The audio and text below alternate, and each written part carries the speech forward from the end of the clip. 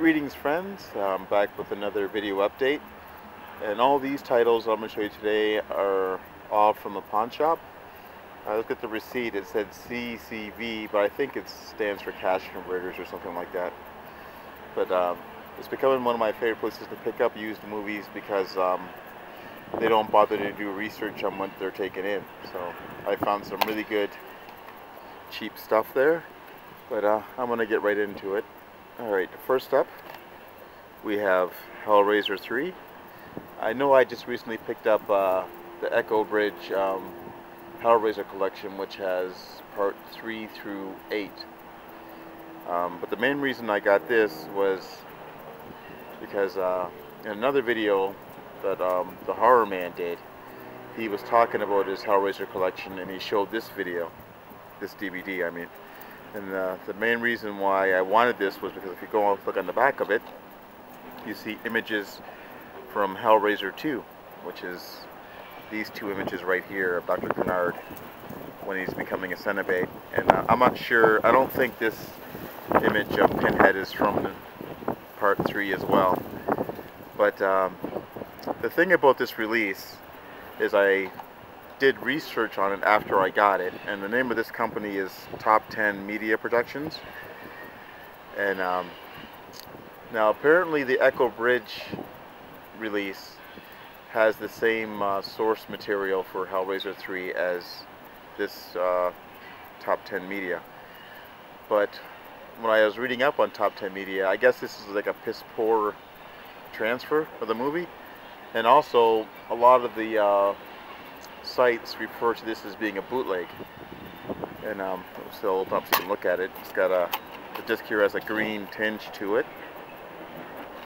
And another thing that gave me pause when I read about it was that these discs for Hellraiser 3 are notorious for not playing.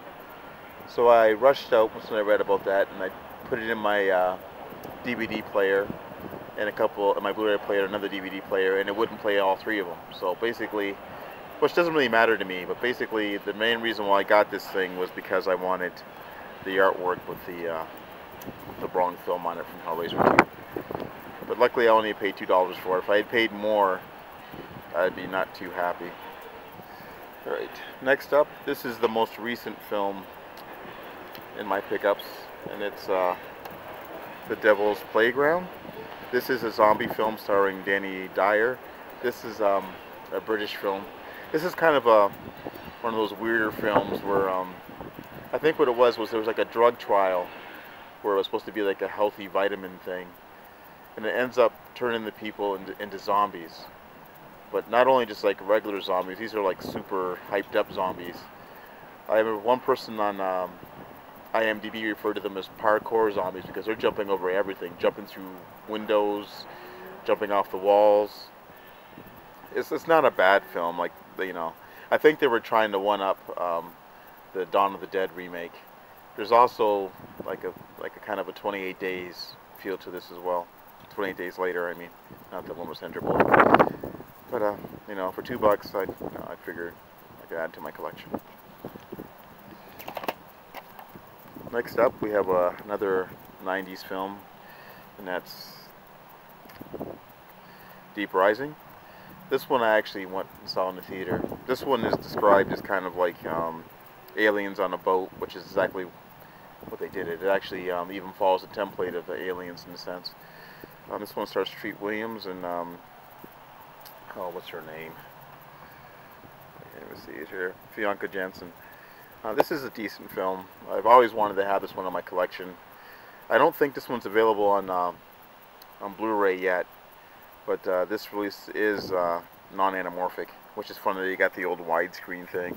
Back in the 90s, a lot of the Hollywood video cassettes had the big widescreen bar across the top of it because they were released in widescreen VHS, which was just letterbox, and this is just letterbox.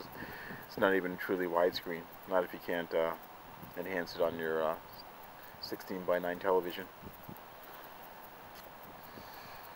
Alright, we've kind of got a 90s theme going in this. Like 3 out of the 4 movies so far that I'm going to show you have been from the 90s. This one is Screamers. This one's out of print, but I got a suspicion that there might be a Blu-ray release for this at some time. Um, this is adapted from a Philip K. Dick story named The Second Variety. I think this one, is where they got the idea from the Terminator from. Because in this movie, there's these things called screamers. They're like little mechanical machines that kill people that were, they make themselves. Initially, they were made by man, but then they were able to make themselves.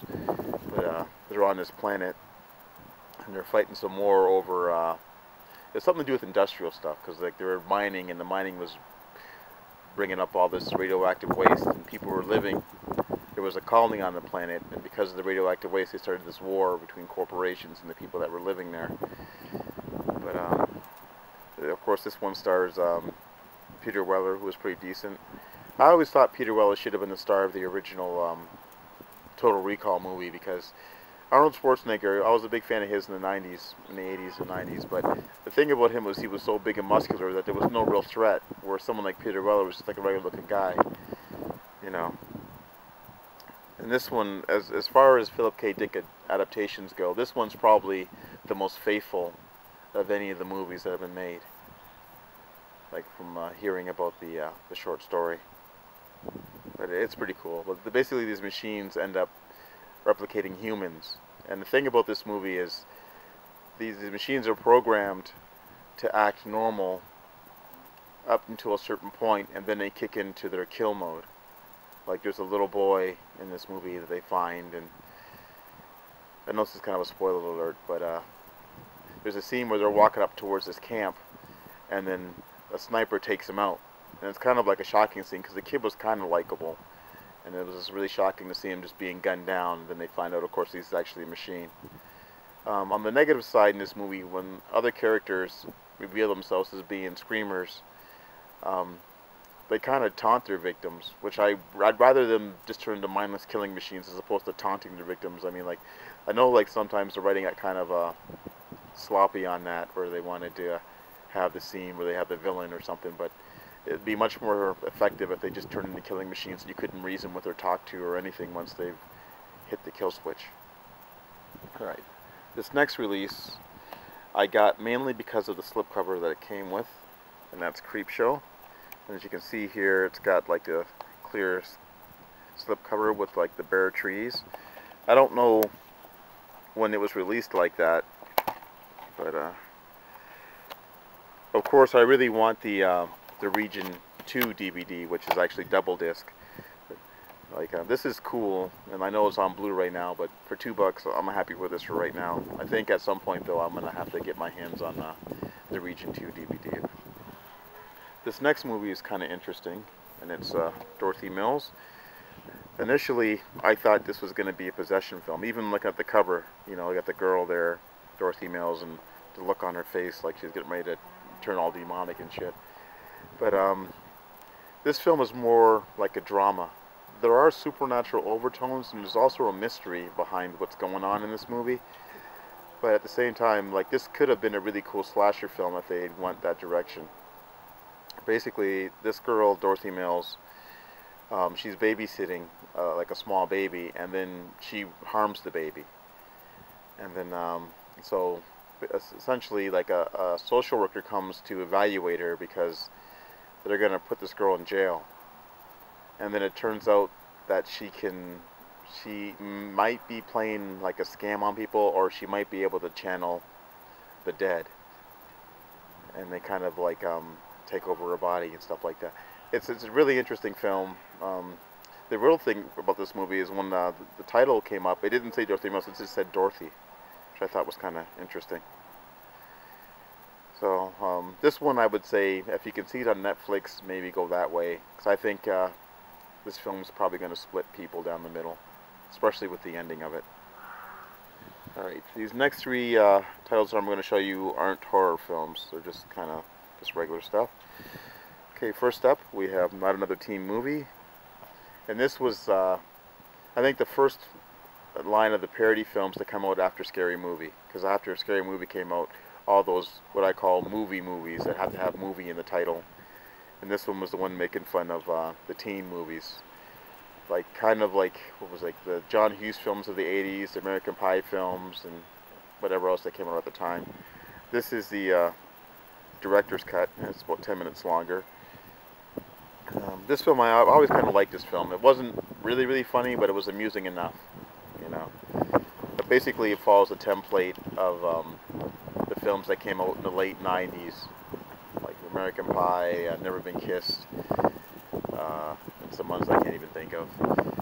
Alright, so, on with the team movie. Okay, second to last, we have a German film, and this one's called Bedways. This film I was actually going to pick up at HMV, but they wanted a lot of money for it, so I was really excited to find this for $2. This is one of those art films, but it's really just about sex. You know, there's a lot of nudity in this film. It's not very long. It's just barely over an hour.